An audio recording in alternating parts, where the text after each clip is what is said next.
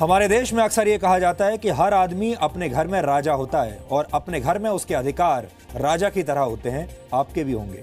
इसका एक अर्थ ये भी है कि कोई भी व्यक्ति अपने घर में क्या करता है, कैसे रहता है, किन वस्तुओं को पसंद करता है, उसका लाइफस्टाइल क्या है, ये उसका निजी अधिकार है और अपनी पसंद को वो किसी के साथ शेयर करे या ना करे, ये भी उसकी अपनी मर्जी पर निर्भर है। यह प्राचीन भारत का एक विचार है जिसके केंद्र बिंदु में निजता यानी प्राइवेसी का अधिकार है। आप गौर से देखेंगे तो ये पाएंगे कि प्राइवेसी पर प्राचीन भारत में भी बात होती थी और आज भी हमारे देश में यही बहस हो रही है कि प्राइवेसी को एक मौलिक अधिकार होना चाहिए या नहीं। आज इस सवाल का विश्लेषण हम इसलिए कर रहे हैं क्योंकि आज से सुप्रीम कोर्ट में एक सुनवाई शुरू हुई है और सुनवाई इस विषय पर हो रही है कि निजता यानी प्राइवेसी हमारे देश के नागरिकों का मौलिक अधिकार है या नहीं। डीएनए में हमने हमेशा आपके हितों से जुड़ी हुई खबरों का विश्लेषण किया है और राइट टू प्राइवेसी भी एक ऐसा मुद्दा है जो सीधे सीधे देश के 133 करोड़ लोगों को प्रभावित करता है और आज आप सब ये जानना चाहते होंगे कि आपको राइट टू प्राइवेसी मिला हुआ है या नहीं। आपने नोट किया होगा कि हमारे देश में भारत और पाकिस्तान के संबंधों पर गर्मा गर्म बहस होती है। लोगों के धर्म और जाति पर वाद विवाद होते हैं। बीफ और भीड़ तंत्र जैसे विषयों पर आंदोलन हो जाते हैं और इसके बहाने बहुत सारे लोग देश को नुकसान पहुंचाने वाला एजेंडा भी चलाते हैं। लेकिन प्राइवेसी यानी निजता के अधिकार पर कोई बात नहीं होती। सच तो यह है कि हमारे देश में लोग अपनी निजी सूचनाओं की सुरक्षा को लेकर बिल्कुल भी जागरूक नहीं है। हमारे देश के लोगों का data Google, Facebook, Twitter, WhatsApp, Flipkart और अमेजॉन जैसी तमाम कंपनियों के पास पहले से ही मौजूद है। भारत में लोगों की मानसिकता यह है कि अगर उन्हें कोई चीज मुफ्त में मिल रही हो तो वो उसके बदले में अपना सारा डेटा किसी को भी सौंप देंगे, क्योंकि लोगों को यह लगता है कि उनकी निजी जानकारियों की कोई कीमत है ही नहीं और इससे उनके जीवन पर कोई फर्क नहीं पड़ेगा। लेकिन 21वीं सदी में ऐसी सोच बहुत खतरनाक है क्योंकि इस दौर में सबसे कीमती चीज है आपका डेटा यानी आपकी निजी जानकारी, जिसकी वैल्यू आप सोच भी नहीं सकते कितनी ज्यादा है। देश के 133 करोड़ लोगों की निजी जानकारियों का क्या महत्व है और इसकी रक्षा करने की कितनी जरूरत है, इस विषय पर देश की सबसे बड़ी अदालत में एक बड़ी बहस शुरू हो चुकी है। सबसे पहले बहुत संक्षेप में आपके लिए यह जानना जरूरी है कि इस पूरी बहस की शुरुआत कहां से हुई और यह बहस हो क्यों रही है। पिछले कुछ समय में सुप्रीम कोर्ट में आधार कार्ड की संवैधानिक वैधता को चुनौती देने वाली 20 याचिकाएं दाखिल हुई हैं और इन याचिकाकर्ताओं का कहना है कि आधार कार्ड बनाने के दौरान जो फिंगरप्रिंट्स लिए जाते हैं और आंखों का जो आइरिस स्कैन किया जाता है वो किसी भी व्यक्ति का संवेदनशील और निजी डेटा है और इस डेटा से उनकी प्राइवेसी का उल्लंघन हो सकता है। याचिकाकर्ताओं की तरफ से कहा गया है कि प्राइवेसी एक मौलिक अधिकार है जिसका उल्लंघन हो रहा है, इसलिए आधार कार्ड बनवाना अनिवार्य नहीं होना चाहिए।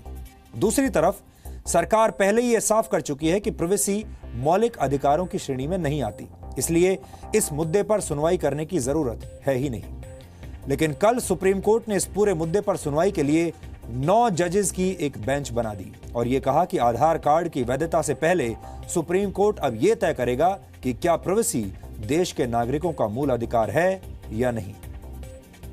और इसीलिए आज से सुप्रीम कोर्ट में इस मामले पर सुनवाई शुरू हो गई। यहां आपको यह बता दें कि निजता के अधिकार का संविधान में कहीं पर भी कोई उल्लेख नहीं है, लेकिन याचिकाकर्ताओं की दलील है कि जीने का अधिकार और स्वतंत्रता का अधिकार ऐसे मौलिक अधिकार हैं जिनको समय आने पर हमारे संविधान ने बाद में अपनाया। अब सवाल यह है कि क्या कोई व्यक्ति बिना प्राइवेसी के अपनी आजादी का आनंद ले सकता है। याचिकाकर्ताओं के वकील की तरफ से यह भी कहा गया कि संविधान में दिए गए मूल अधिकार से मिली आजादी को हम बिना अपनी प्राइवेसी के कैसे कायम रख सकते हैं। इस मामले पर कल भी सुनवाई जारी रहेगी, लेकिन आज की सुनवाई के दौरान जस्टिस DY चंद्रचूड़ ने एक बहुत अहम टिप्पणी की। उन्होंने कहा कि आप अपने बेडरूम में क्या करते हैं ये आपका निजी अधिकार हो सकता है, लेकिन प्राइवेसी का मामला केस टू केस पर निर्भर करेगा। बच्चा कौन से स्कूल में जाएगा ये तो आप तय कर सकते हैं, लेकिन बच्चा स्कूल जाएगा या नहीं ये सरकार तय करेगी। इस पूरे केस में आधार कार्ड का विरोध करने वाले याचिकाकर्ताओं पर भी सवाल उठता है, क्योंकि हम एक ऐसे देश में रहते हैं जहां अगर लोगों को सिर्फ 500 MB का मोबाइल डेटा भी मुफ्त में मिल जाए तो वो अपनी तमाम निजी जानकारियां बहुत आराम से मोबाइल सर्विस कंपनियों को देने के लिए तैयार हो जाते हैं। हमने अपनी निजी जानकारियां सोशल नेटवर्किंग कंपनियों की तिजोरियों में अपनी मर्जी से रखी हुई हैं। ढेर सारी ऑनलाइन शॉपिंग कंपनियों के पास भी हमारी तमाम निजी जानकारियां मौजूद हैं। आपको याद होगा, हमने पहले भी आपको बताया था, गूगल जैसी कंपनियां, फेसबुक जैसी कंपनियां, ट्विटर और न जाने कितनी और ऐसी कंपनियां हैं जिन्हें हम पहले से ही अपनी तमाम निजी जानकारियां सौंप चुके हैं और तब हमने कभी कोई आपत्ति नहीं की। बड़े आराम से अपनी मर्जी से हमने अपनी सारी निजी जानकारियां इन कंपनियों को सौंप दी। लेकिन अब आधार कार्ड की जब बात आई तो अब हमें अपनी प्राइवेसी का अधिकार याद आ रहा है। अब हम अपनी जानकारियां नहीं सौंपना चाहते। एक मोबाइल सर्विस कंपनी ने, तो आपको याद होगा, पिछले वर्ष जब फ्री में सिम कार्ड और अनलिमिटेड मोबाइल डेटा का ऑफर दिया था और बदले में आधार कार्ड के डिटेल्स मांगे थे, तो करोड़ों लोग लंबी लंबी लाइनों में लग गए और उन्होंने अपनी तमाम जानकारियां बिना कोई सवाल उठाए उस कंपनी को दे दी थी, क्योंकि उन्हें मुफ्त में सिम कार्ड चाहिए था, उन्हें मुफ्त में डेटा चाहिए था। तब किसी ने भी यह सवाल नहीं उठाया कि उनकी प्राइवेसी का क्या होगा। तब कोई भी सुप्रीम कोर्ट में याचिका दाखिल करने के लिए नहीं गया, क्योंकि तब मुफ्त का डेटा चाहिए था। यानी अगर कुछ मुफ्त में मिल रहा हो तो हमारे देश के लोगों को अपनी निजी जानकारियां देने में कोई समस्या नहीं है। लेकिन अगर सरकार आधार कार्ड बनाने के लिए और सरकारी योजनाओं का लाभ सही तरीके से सही लोगों तक पहुंचाने की कोशिश करे तो सुप्रीम कोर्ट में याचिकाओं का ढेर लग जाता है। लोगों को अपना प्राइवेसी का अधिकार अचानक याद आ जाता है। हमारे देश में निजता के अधिकार की बहस नई नहीं है। आजादी से पहले भी राइट टू प्राइवेसी की वकालत होती रही है।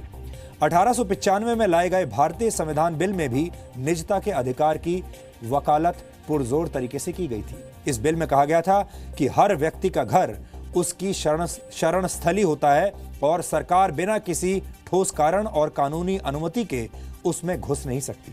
इसके बाद 1925 में महात्मा गांधी की सदस्यता वाली समिति ने कॉमनवेल्थ ऑफ इंडिया बिल बनाया था और उस बिल में भी इसी बात का उल्लेख किया गया था। मार्च 1947 में डॉक्टर भीमराव अंबेडकर ने भी कहा था कि लोगों को अपनी निजता का अधिकार है। उन्होंने इस अधिकार के उल्लंघन को रोकने के लिए कड़े मापदंड तय करने की वकालत उस जमाने में की थी। यह थोड़ा उलझा हुआ विषय है और भारत में इसके बारे में जागरूकता ना के बराबर है। इसलिए हम आपको सारी बेसिक जानकारियां आज दे रहे हैं। आने वाले दिनों में यह बहस और बड़ी हो जाएगी। ऐसे में आपको राइट टू प्राइवेसी के विषय में सब कुछ पता होना चाहिए। आपके मन में यह सवाल भी उठ रहा होगा कि दुनिया के दूसरे देशों में लोगों को प्राइवेसी का अधिकार मिलता है या नहीं। हमने इस विषय पर आज दिन भर रिसर्च किया और हमें जो जानकारियां मिली वो हम इस वक्त आपके साथ शेयर कर रहे हैं। दुनिया के सबसे पुराने लोकतंत्र अमेरिका में प्राइवेसी के अधिकार को बहुत गंभीरता से लिया जाता है। हालांकि यह अधिकार अमेरिका के संविधान में लिखा हुआ नहीं है, लेकिन वहां के सुप्रीम कोर्ट ने कई संशोधनों के बाद यह तय किया कि अमेरिका में राइट टू प्राइवेसी का अस्तित्व रहेगा। अमेरिका में भी भारत के आधार कार्ड की तरह सोशल सिक्योरिटी नंबर होता है, लेकिन प्राइवेसी के कानूनों की वजह से वहां की सरकार सोशल सिक्योरिटी नंबर को पहचान पत्र के लिए अनिवार्य नहीं कर सकती। हालांकि जब किसी भी व्यक्ति को या नागरिक को अमेरिकी सरकार की किसी योजना का फायदा लेना होता है तो फिर उसके लिए सोशल सिक्योरिटी नंबर देना जरूरी होता है, अनिवार्य होता है। जापान में निजता का कोई अधिकार नहीं है। हालांकि जापान में नागरिकों की निजी जानकारियों की सुरक्षा के लिए एक अलग कानून बनाया गया है जिसका नाम है act on the protection of personal information. इस कानून के मुताबिक जब भी किसी व्यक्ति की कोई भी जानकारी का इस्तेमाल किया जाएगा तो उस व्यक्ति या नागरिक को इसके बारे में बताना जरूरी होगा और जब तक नागरिक इसकी अनुमति नहीं देगा तब तक उसकी जानकारियों का इस्तेमाल नहीं किया जा सकेगा। स्वीडन दुनिया का पहला ऐसा देश था जिसने अपने नागरिकों को पर्सनल आइडेंटिफिकेशन नंबर दिया था। ऐसा कहा जाता है कि स्वीडन में बच्चे बच्चे को अपना आईडी नंबर जुबानी याद रहता है, क्योंकि इसी आईडी नंबर की वजह से स्वीडन के नागरिकों को सरकार की तरफ से हर तरह की सुविधा मिलती है। स्वीडन में हर नागरिक का आईडी नंबर सार्वजनिक होता है। हालांकि वहां भी किसी व्यक्ति की निजी जानकारियों का इस्तेमाल करने से पहले उसकी इजाजत लेना जरूरी होता है। यहां हमें आधार कार्ड के फायदे और इससे जुड़ी शंकाओं पर भी बात कर लेनी चाहिए। पहले यह देखते हैं कि आधार कार्ड का लाभ क्या है। आधार कार्ड के प्रयोग से भारत के हर व्यक्ति को एक अलग पहचान मिली है। और सरकार के लिए अपने नागरिक को पहचानना आसान हो जाएगा। आधार कार्ड को सरकार ने कई ऐसी योजनाओं से जोड़ा है जो जनता को लाभ पहुंचाती हैं। इससे सरकार के पैसों का सही उपयोग होगा और नकली लाभार्थियों की पहचान हो पाएगी। आधार के साथ सेवाओं को लिंक करने से उसी को पैसा मिलेगा, उसी को फायदा मिलेगा जो जरूरतमंद है, जिस व्यक्ति तक ये पैसा पहुंचना चाहिए, और इससे हमारी तमाम सरकारी योजनाओं में जो लीकेज होती है वो लीकेज रुक जाएगी। आधार कार्ड के जरिए अपराधियों की पहचान करना भी आसान हो जाएगा, क्योंकि अब पूरे देश के अपराधियों का डेटाबेस भी एक जगह पर केंद्रित रहेगा। आधार कार्ड से पब्लिक डिस्ट्रीब्यूशन सिस्टम को सुधारने में आसानी होगी। इससे नकली और अवैध राशन कार्ड वालों की पहचान हो पाएगी और इसमें घोटाले की गुंजाइश नहीं रहेगी। इससे पहले आपने बहुत सारे ऐसे किस्से कहानियां सुने होंगे जब लोग आकर कहते हैं कि उनके बदले में उनका राशन कोई और ले गया। आपने चुनाव के दौरान भी ऐसा कई बार सुना होगा कि किसी के बदले में उसका वोट पहले ही कोई और डालकर चला गया। ये तब होता है जब आपके पास आधार कार्ड जैसा सिस्टम मौजूद नहीं होता। लेकिन साथ ही दूसरी तरफ आधार से जुड़े कुछ खतरे भी हैं। आधार का जो डेटाबेस है, हमें उसकी कड़ी सुरक्षा करनी होगी। इस डेटाबेस में किसी तरह का लीकेज होने पर लोगों की पहचान की चोरी हो सकती है। इसे आइडेंटिटी थेफ्ट भी कहते हैं और आइडेंटिटी थेफ्ट आज के जमाने का एक बहुत बड़ा अपराध है और पूरी दुनिया में इस तरह के अपराध अब हो रहे हैं जिन्हें आप साइबर क्राइम्स के नाम से भी जानते हैं। भारत के लोग कभी ये नहीं सोचते कि वो इंटरनेट पर क्या शेयर कर रहे हैं।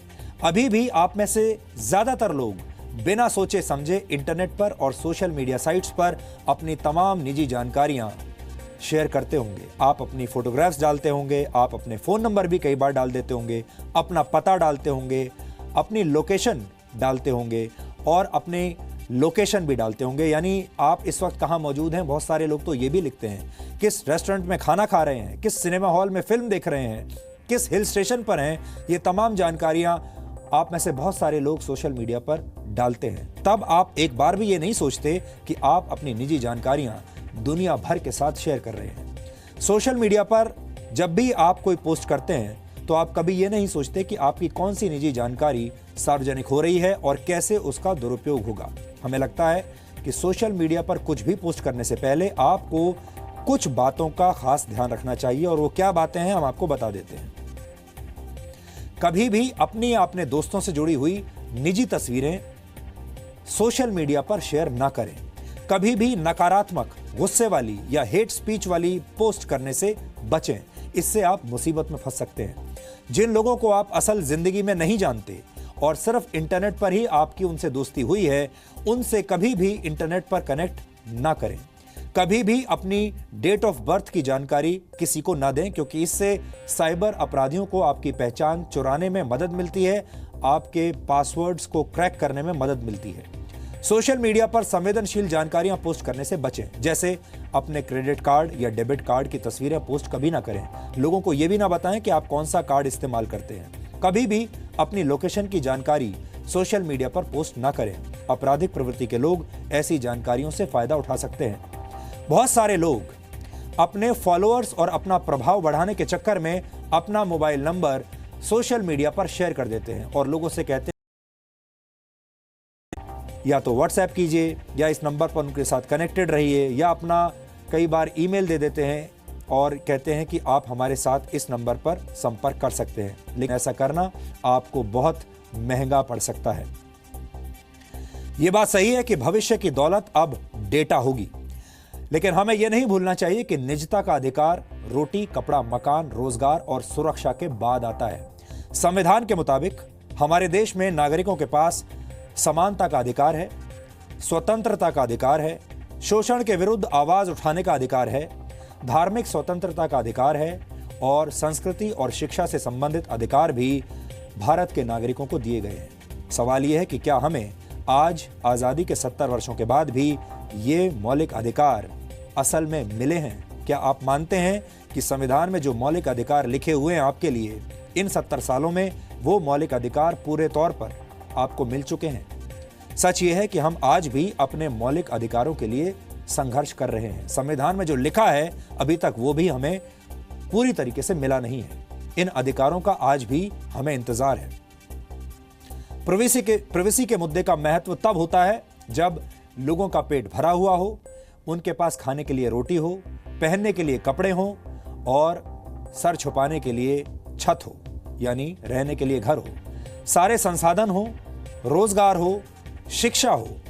एक भूखा और परेशान व्यक्ति जो कि शिक्षित नहीं है, जिसके पास रहने के लिए घर नहीं है, पीने के लिए साफ पानी नहीं है, रोजगार उसके पास नहीं है, गरीबी से घिरा हुआ है, उसके लिए निजता के अधिकार का क्या फायदा होगा? हमारे देश की समस्या असल में यही है। सबसे बड़ी समस्या यह है कि हम असली मुद्दों पर बहस नहीं करते। ट्रेन में सीट पर झगड़ा होता है, लेकिन बीफ पर बहस शुरू हो जाती है। सीट पर झगड़ा जब शुरू हुआ, वो झगड़ा किसी की हत्या का कारण बनता है, और जब खबर आती है तो ये आती है कि हत्या बीफ की वजह से हुई है और हम बीफ पर बहस शुरू कर देते हैं। लेकिन हम कभी भी ये बहस नहीं करते कि ट्रेन में हर पैसेंजर को सीट क्यों नहीं मिलती। 70 साल हो गए, आज भी हमारे हर यात्री के पास एक सीट का अधिकार क्यों नहीं है?